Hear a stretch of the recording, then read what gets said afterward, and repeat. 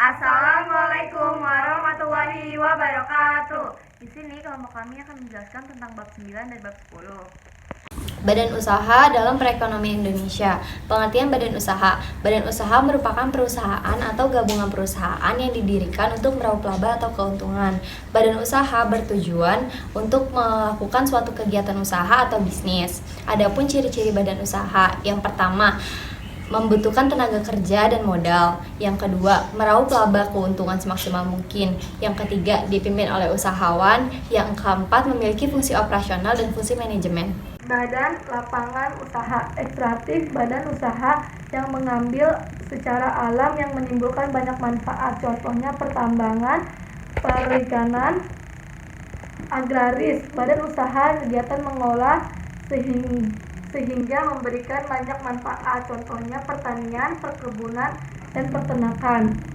Industri, badan usaha kegiatan dari bahan jadi yang sudah siap dikonsumen.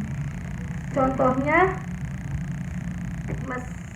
grosir, supermarket. Jasa, badan usaha yang kegiatan bergerak dalam bidang pelayanan jasa tentu kepada konsumen. Contohnya salon, dokter, dan bengkel. Berdasarkan kepemilikan modal. 1. Badan usaha milik negara BUMN. Berdasarkan UU Nomor 10 Tahun 2003 tentang BUMN, badan usaha milik negara adalah badan usaha yang seluruh atau sebagian besar modalnya milik negara melalui penyertaan secara langsung berasal dari kekayaan negara yang dipisahkan. Peran BUMN, yang pertama, sebagai pelaksanaan kebutuhan masyarakat. Yang kedua, sebagai sumber penerimaan pajak. Yang ketiga, memperluas lapangan kerja. Yang keempat, sebagai penyumbang pertumbuhan perekonomian nasional. Yang terakhir, sebagai stabilisator perekonomian. Yang kedua itu badan usaha milik swasta. Badan usaha milik swasta adalah badan usaha yang seluruh atau sebagian modalnya milik swasta, dapat berupa perseorangan atau persekutuan. Contohnya firma, perseroan terbatas, dan koperasi. 3. Badan usaha campuran adalah badan usaha yang modalnya sebagian dari pemerintah dan sebagian lagi milik swasta. Yang keempat, badan usaha milik daerah BUMD adalah badan usaha yang modalnya dari daerah tersebut. Peran BUMD, yang pertama, perintis dalam sektor usaha yang belum diminati swasta. Yang kedua, pelaksana pelayanan publik. Yang ketiga, penyimbang kekuatan pasar. Yang keempat, membantu pengembangan usaha dari kecil dan menengah. 5. Koperasi. Koperasi adalah badan usaha yang beranggota perorangan atau badan hukum. Koperasi dengan melandaskan kegiatannya berdasarkan prinsip koperasi sekaligus sebagai gerakan ekonomi rakyat yang berdasarkan atas kekeluargaan.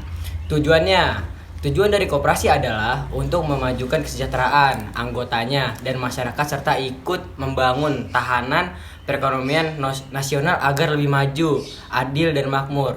Fungsi dan peran koperasi: membangun dan mengembangkan potensi serta ekonomi para anggota. 2. Aktif dalam meningkatkan kualitas hidup masyarakat. 3. Memperkuat perekonomian rakyat. Yang keempat, mewujudkan dan mengembangkan perekonomian nasional. Landasan koperasi, landasan ideal atau Pancasila.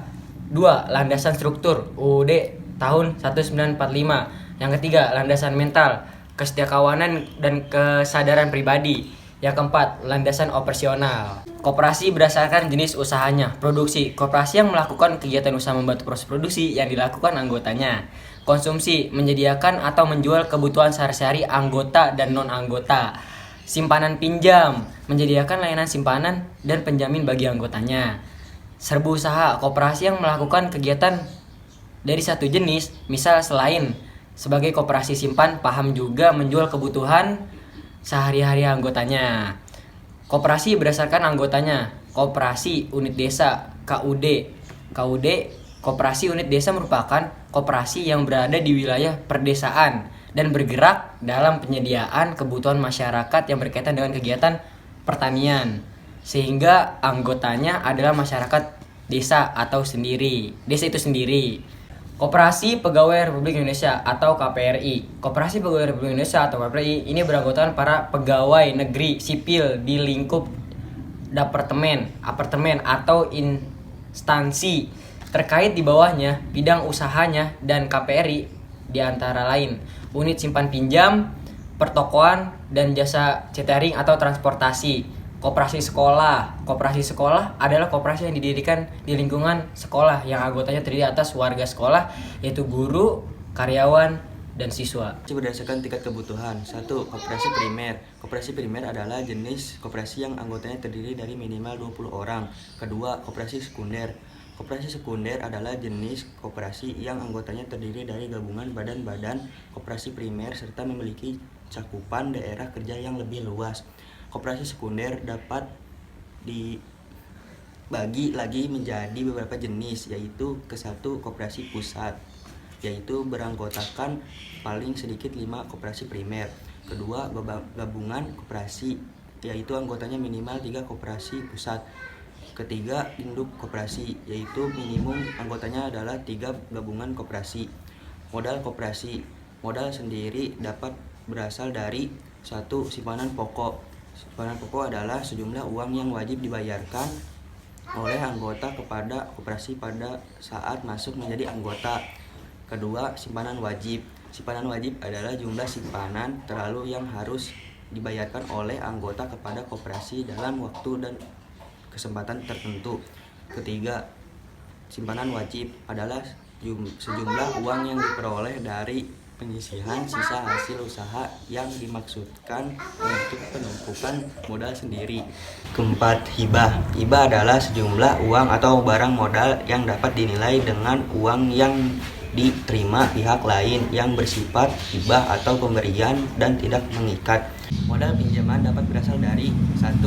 Anggota, kedua koperasi lainnya dan atau anggotanya yang didasari dengan perjanjian kerjasama antar koperasi. Ketiga, bank dan lembaga keuangan lainnya yang dilakukan berdasarkan ketentuan peraturan perundang-undangan yang berlaku. Ketiga, penerbitan obligasi dan surat utang lainnya yang dilakukan berdasarkan ketentuan peraturan perundang-undangan yang berlaku. Keempat, sumber lain yang sah. Sekian dari kelompok kami. Wassalamualaikum warahmatullahi wabarakatuh.